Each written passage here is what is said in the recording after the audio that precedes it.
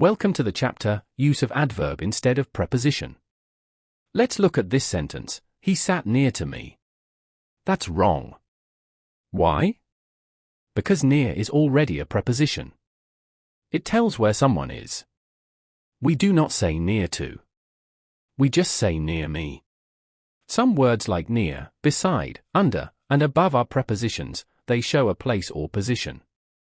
And they don't need to after them. Let's see more examples now.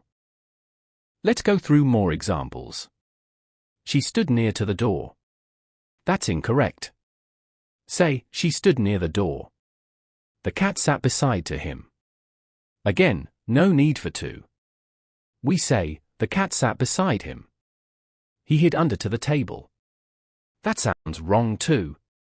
Just say, he hid under the table. In each case, remember, if the word shows position, like near, beside, or under, don't add to after it. Let's now review what we've learned. The rule is simple, don't use to after prepositions like near, beside, under, or above. Here are some sentences we can fix. 1. He sat near to me. Correct it to, he sat near me. 2. She stood beside to her friend. Say, she stood beside her friend. 3. The dog slept under to the bed.